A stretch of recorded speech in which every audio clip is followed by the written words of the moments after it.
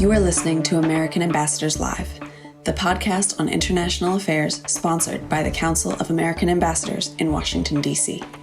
The Council is the association of non-career U.S. ambassadors who have represented America under presidents from John F. Kennedy through Donald Trump. Our guest today is Ambassador Eleni Kounalakis, Lieutenant Governor of California and former U.S. Ambassador to Hungary from 2010 to 2013, appointed by President Barack Obama. She's the author of Madam Ambassador, 3 Years of Diplomacy, Dinner Parties, and Democracy in Budapest. As Lieutenant Governor of California, she leads international trade and diplomacy for the world's fourth largest economy. Thanks for joining us today. Well, Jim, it's great to be with you. I know what lieutenant governors do. They're available when the governor's not available. But what do you do as the lead for the state on diplomacy and trade? Well, Jim, again, it's terrific to be with you. You know a thing or two about both diplomacy and domestic government and state level subnational government. I think probably the thing that is the most important for your listeners to know, particularly those on the East Coast, is just kind of the scale of the size and of the state population-wise and the power of the California economy. So we're largest in both of those categories, 40 million people and about a $4.1 trillion economy. We are also highly connected to global trade. Just the Port of LA and Long Beach alone see about 40% of all the containerized shipping into the United States come through just that port complex. So we're also, by the way, deeply tied to the world through our population. The national average in the United States for immigration is about 16%, meaning about 16% of everyone in the country is foreign born. But the average in California is much higher. We're about 27% foreign born, meaning that about 1 out of 4 of us in the state were born outside of the United States. And by the way, about half of us have at least one immigrant parent. And so we're also, by the way, we've already achieved a milestone that most expect the United States to go, which is that we are a majority minority, ethnically majority minority democracy, meaning, again, that no single ethnic group makes up a majority of the state. In fact, the largest ethnic group is Latino at about 40%, Caucasian is about 35%, AAPI, Asian Pacific Islander, is about 16.5%, which is 2.5 times the national average, by the way. And then we have actually a lower percentage of African Americans, I think, than the national average, and so on. So we're very, very different. And certainly, I think that's no surprise to people to know that our politics are very different, and we find ourselves so often in the crosshairs with the right in terms of our policies. But I think it's just really important because so many people on the East Coast are kind of bombarded with the negativity about California. It's important to know that there are things that make us unique. The size of our state, population-wise, the size of our state in terms of area, and this massive powerhouse economy that we have in California, all of which, with 500 miles of frontage on the Pacific Rim, make us very much integrated to the Pacific, but also really just to the rest of the world. Well, you talked about the ports of Los Angeles and Long Beach. A big issue this year is proposed tariffs. The details of those change from day to day. But talk a little bit about how the discussion of tariffs in particular industries with particular countries, how those may be significant in California. They're obviously significant for the United States and significant for the world, but there must be particular ways they're significant for California. Oh, they're very significant for California, and we are deeply concerned. And also, I think politely, I'll say perplexed, because this chaotic tariffs policy does not, in the view of most economists, portend well for the economy of the country. We're looking at increasing the prices of imported goods. Tariffs are taxes. Tariffs are taxes on goods that come from outside of the country into the country. And I think most people who go to to a Walmart or or to buy some kind of a large good like a car or a refrigerator, it's very likely that good came from outside of the country. And so massive taxes, whether they end up being at 20% or 25% or 30% or at one point 125% on goods coming from China. These things are without question going to drive up prices. As much as this administration is trying to bury that part of the story, people are going to start to notice. Now, for the moment, we're seeing that the volumes coming into our port have not been impacted too much. We attribute that primarily to stockpiling that's been going on before some of these higher rates go into effect. But we are deeply integrated into the global economy. It's not just through our ports and shipping and all of the goods that come through and the logistics and transportation and everything that goes along with that. It's also the fact that California is the #1 consumer market in the country. So our consumers are going to be impacted. It's also that California is the #1 manufacturing state in the country. And so our manufacturers that are bringing parts coming in from outside of the state are going to see difficulties in sourcing and supply chains. By the way, we are also, Jim, and maybe I'm surprising you with all of this data, but it's so important to talk about.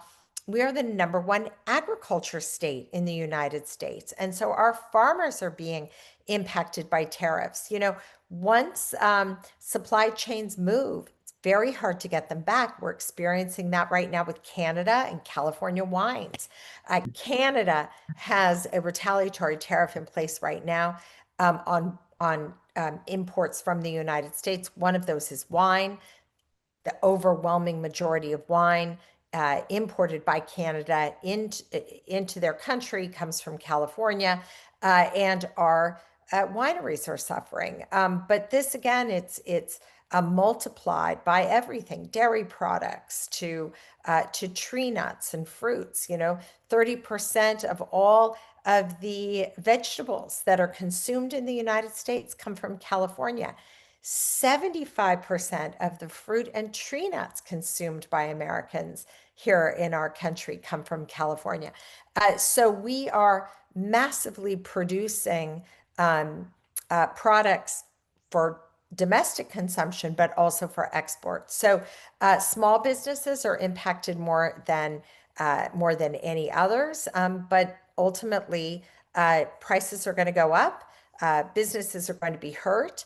And we don't see, and I'll put my former U.S. ambassador hat on here for a moment, exactly what it is that Trump seeks to gain, certainly in not just the short term, but even in the medium term. Well, let me pick up on that because the president's pitch for tariffs has been to help, in particular, American manufacturing. You mentioned California is the largest manufacturing state in the country.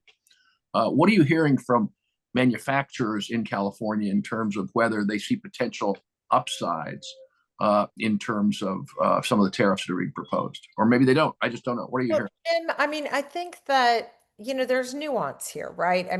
California invented the biotech industry. We have seen pharmaceuticals production leave the country, leave the state. For instance, Ireland has taken a big portion of that. And now we have products where components are moving back and forth between California and Ireland. You're not going to get any argument out of me that we should nearshore, friendshore, and onshore everything we possibly can.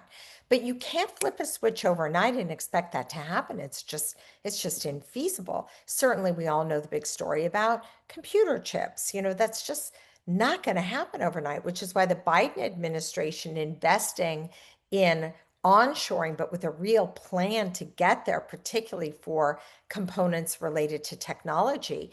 Their approach made a lot more sense than this fantasy magic wand kind of approach that Trump is trying to get people to buy into. But there's also nuance when it comes to things like the automotive industry.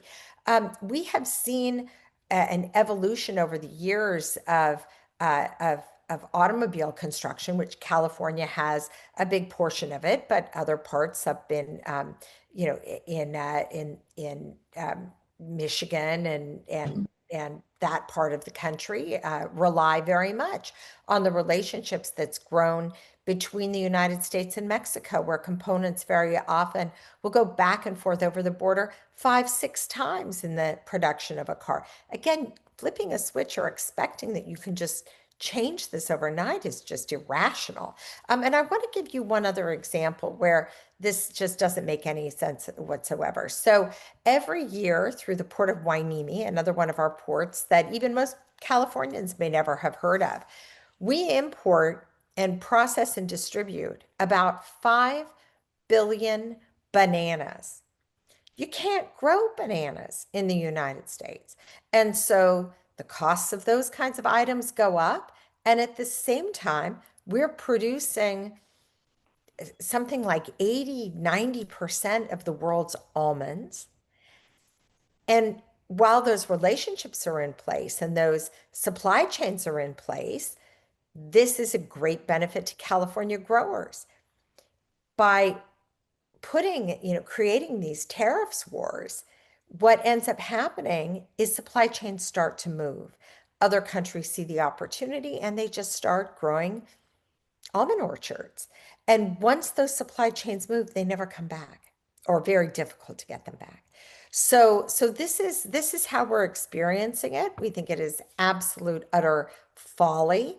And whereas there may be some theoretical arguments at the root of it that I think everybody, can agree on, the implementation is just chaos and ill-advised and going to drive up prices and drive companies out of business. Let me ask you this question. You mentioned California wine, which obviously is iconic across the United States, and I gather across Canada too.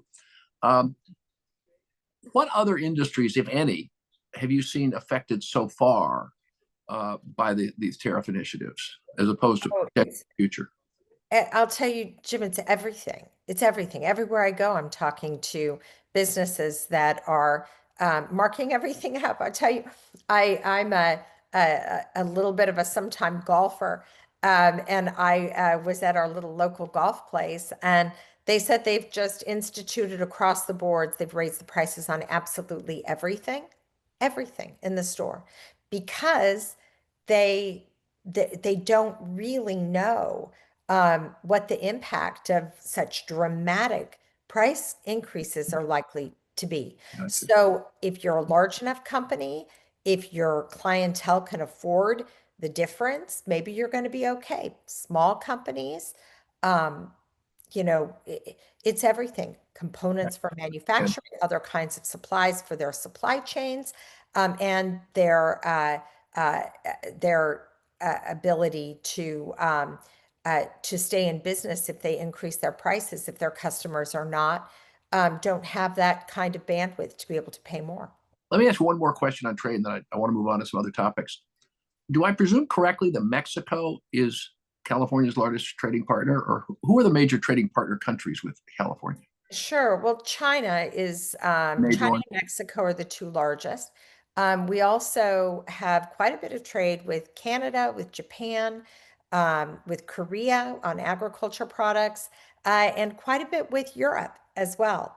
In fact, Europe taken as a whole is the largest investor in California in terms of foreign direct investment. It's if you break it apart, Japan goes back and forth between Japan and the UK, I think. But no, California trades with Asia, Europe, Canada, Mexico, and all of these countries are being impacted. Gotcha. That's a good transition to my next question, which really relates to China and to East Asia, because obviously, other than Alaska, or maybe in addition to Alaska, you're the closest part of America to China and to Japan and to Korea. And obviously, China is very important for the world, it's very important for the United States. the relationship between the United States and China has deteriorated over recent years, and I wouldn't say it's anything new, and I would put the blame on the Chinese primarily in terms of the role they decided to want to play in the world, a little more confrontational than obviously we would like. I'm just curious, how does all that play out in terms of California being as close and as involved with China, the relations with China, the attitudes in China, the all things with student exchanges, all those kinds of things. I'm just curious, how does that look from California? Sure. Well, big picture, if we go back maybe even a little bit longer horizon over the last 7, 8 years, incorporating the last Trump administration with a reduction in the number of visas and student visas, along with COVID, you know, we've seen a dramatic decrease in tourism from Asia, I mean, from China in particular. So even though tourism into California has bounced back in almost every sector, it has not from tourists from China, and that was a very significant, had a big impact on the California economy. Our number one export is actually tourism, as it's calculated as an export of goods and services. That's our number one. California is the number one tourist destination in the country. So losing that market has been impactful, but largely it has been made up by tourism from other countries, which and domestic tourism, which is fine. The number of students coming here to study has also certainly gone down. And then, of course, there was this 125, 135% tariff there that was in place for a short period of time. That moving around, I think it's down to 30% now. Again, back to our previous conversation, it drives up goods. But I also think it's important to know that because we have, as I mentioned, this very high percentage of our population is AAPI, you don't necessarily have a natural sort of xenophobia or fear that I think sometimes gets picked up in other parts of the country, which I think overall that's a good thing. And then finally, I have to put my former U.S. ambassador hat on and someone who's still very much engaged in national security issues. You know, leadership in Washington in a bipartisan way, I think for a long time, has seen major changes in China, more hostile, more autocratic, though it certainly was before, less open. The rhetoric has changed, the posturing has changed. And I think in a bipartisan way, there's been recognition that our policy has to reflect the realities of a changing relationship with China, from just being competitive to certain levels of antagonism. And so I think that most Californians, I can tell you as a leader in this state, we have to put our national security interests first. And so supporting onshoring and friendshoring, as I said, is something that I think is broadly supported. Doing it in a way that doesn't do undue harm to our economy is always going to be the preferred way. And then, as we've seen, with this administration, certain things, frankly, that I think are irrational, and I'll give you an example of this. There was a proposal that came out of the White House and is now still kind of simmering out there, that there would be a special, very expensive tax on any ship that comes into to United States ports, where the ship itself, regardless of who owns it or the goods that are on that ship, if that ship itself was manufactured in China, that there would be a special tax. And there were numbers out there that were extremely onerous.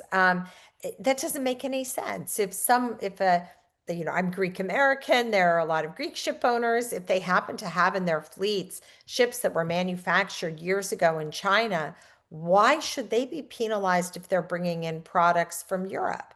It just doesn't make any sense. And so those kinds of things that keep popping up, that seem to be driven by the competition or the chill in relations with China. I think it's important that we keep an eye out, that we don't do unnecessary harm to our economy along the way. Is it your impression that particularly Californians of Chinese heritage have a different view of China today in relation to China than most other Americans, or pretty similar? Because, I mean, folks of Greek descent know more about Greeks than most Americans do, and have an Italian like American like me, we know more about Italy than other people do. So we have more nuanced views. Do you find that Chinese Americans in California have different or nuanced views of what's going on with China, or pretty much the same as everybody else? I can give you my personal reflections on that, Jim. My father and both of my husband's parents came to the United States as refugees and landed here in California.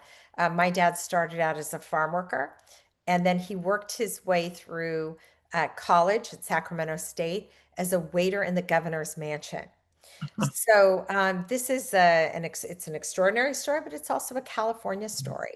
I think we see in each other, with such a high immigrant population, and again, half of us having at least one immigrant parent, this real pride in these stories, and pride in our state and in our country for giving us the kind of opportunities that so many have been able to take advantage of. I think you find deep roots in patriotism among immigrant communities in California, and I see it all the time. We had some bouts, if you remember, in the Trump administration. He was feeding the flames of Asian hate. As a society, we really came together to have each other's backs.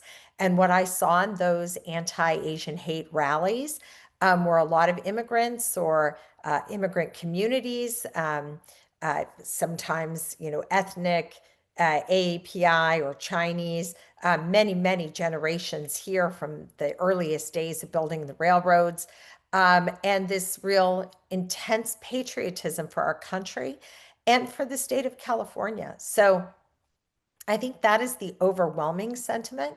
Every once in a while, it might pop up, someone who's advocating uh, for deepening relations, without regard for the serious differences that the United States and China may have. But honestly, you don't see that anywhere near as often as you see a deep patriotism for this country and pride in heritage and communities, but overwhelmingly patriotism and pride for being Californians and Americans first. Yeah. So this is a good transition to the next and final item we wanted to talk about, which is immigration. And you talked about the heritage of so many Californians being immigrants themselves, or the children of immigrants, or the grandchildren of immigrants, about your family's own story. One of the issues that has come up nationally, but I'd be interested in how it looks from California, in the very aggressive effort that the Trump administration has been doing to deal with folks who they believe are here inappropriately, committing crimes or not committing crimes. There's argument about that. But I certainly see this in Maryland, where I am. I represent a community where there are a lot of Central American immigrants. And the fear of what might happen, in fact, Mr. Obregón Garcia, the fellow who was taken to the prison in El Salvador, is one of my constituents. And so while in my area, there have not been tremendous roundups or attacks, there have been some. Obregón Garcia is one very specific case.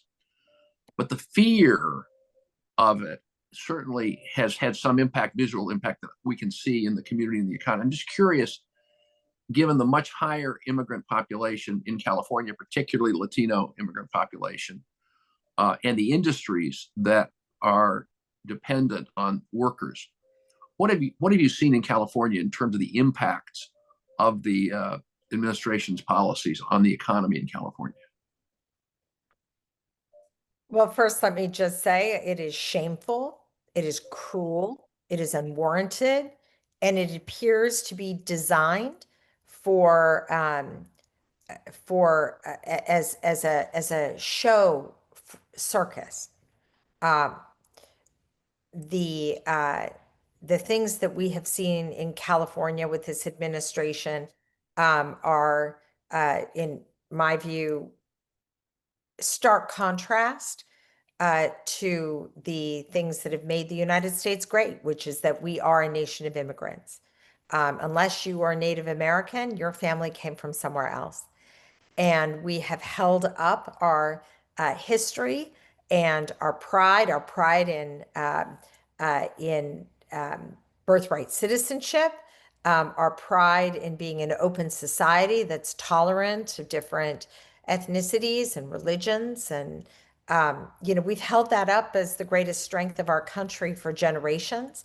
And now he is flipping the script on that and going after people in a cruel, indiscriminate, and just utterly shameful way. Um, so to give you a couple of examples of the things that we've seen, we know that that he took control of about 4,000 members of the National Guard. About half of those have been returned, but they're not actively engaged as far as we can see, certainly in any kind of quelling of protests, because there haven't been any protests now for some time. Even at the time that we were having them, it was perfectly within the capability of local law enforcement to handle it, and they were. But again, all of that appears to have been for show as well.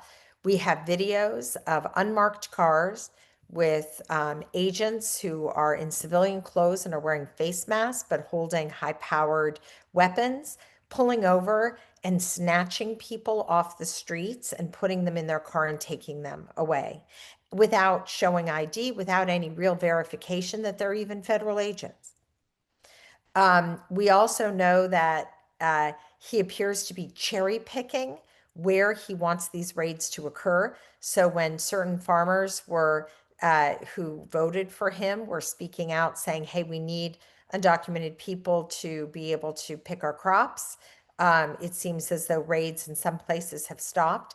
But we've also seen images of agents going through parks, trying to round people up and going into parking lots of restaurants or Home Depots.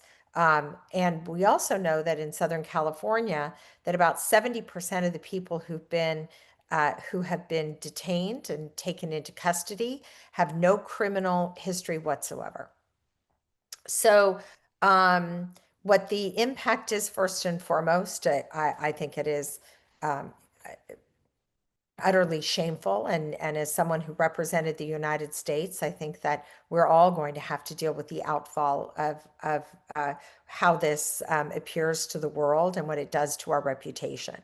In terms of what it does on a more practical level to our people, you have people living in fear, you have children not going to school, you have people not going into hospitals, people who are afraid that even if they have documentation, they can still be taken away.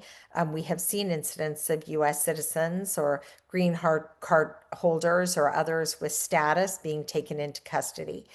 So people are afraid to show up to work or school or the hospital. In terms of purely economic, it's impacting our workforce. We estimate that at least 8%, maybe higher, of the California workforce is undocumented. In agriculture, it's about half of ag workers, again, in the #1 ag state in the country, are undocumented. And I think that there is uh, also, and so all of that, and maybe this is just the last point that I'll make on it, is that the chaos at the border of the last, you know, really the post Barack Obama era, could have been resolved and was almost resolved several times through bipartisan efforts in Congress. It was the right that scuttled those efforts because they wanted this to be an issue that they could use to divide people. Um, it is, to me, unforgivable that we were not able to have the kind of reform or the kind of short-term policies that could have reduced the exploitation of people who were seeking asylum or the abuse of the asylum system in general. So again, I know enough about this to know that that is true. And that in fact, ensuring that there aren't gang members or people who are here to commit crimes, that I'll be the first to stand up and say we need to go after those people, break up crime rings, whether it's in cannabis or other kinds of, you know, uh, uh, activity that is organized crime. We should put all of our resources and root those out and get those people out of the country. Having said that, that only makes up a relatively small percentage of the number of people who are here without documentation. Because for generations, there has been a very lax system that has benefited from immigration without documentation into the workforce. And now you have a large number of what we, you know, referred to as DACA, people who Obama gave relief to, who are unprotected. But we also have mixed status families, people who the grandparents have been here working their fingers to the bone for 30, 40 years, and their children and everyone else in their family is documented, and they are not. So, so there is a way to address this in our country that does not need masked, unmarked, unidentified law enforcement going into communities and taking children away from, you know, the arms of their parents and having this level of cruelty, which again, in my view, seems to be designed as some kind of modern coliseum. Uh, and I hope that Americans will stand together and demand that it stop. Let me ask you one final question along this line. Is your governor has been very outspoken on these issues, as you know, as well as the mayor of Los Angeles, and I'm sure you and others have been as well. Is it your sense that, given the high visibility of this issue, particularly in California, that public opinion in California, man and woman on the street, but also people in business, people in both parties, has moved in any particular direction over these past couple of months, or is it pretty much what people thought 6 months ago is pretty much what they think today? You know, by and large, public opinion has been, you know, tested, and polling and all this shows that most Californians believe in a pathway to citizenship for undocumented Californians. Now, I think people also recognize that the abuse of the asylum system over the last few years is not good, and should have been addressed and can still be addressed in a humane way. Um, I also think that most Californians agree, as most Americans agree, that people who are here in an undocumented way and who are have serious criminal records, that needs to be addressed, and that is what the governor has been very vocal about as well. So there's not a lot of debate over this. I think what people would like to see is a humane approach to dealing with recent undocumented immigration, a pathway to citizenship for those who have been here for a long time, and ensuring that people who've come here illegally with criminal records or to commit crimes are also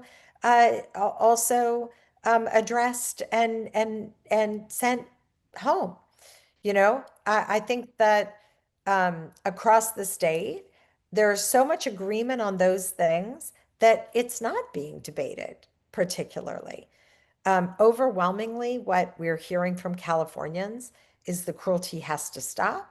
The show deportations are shameful, and there is a better way. On that optimistic note, Ambassador Kounalakis, thank you for joining us today. This is Ambassador Jim Rosapepe for American Ambassadors Live podcast.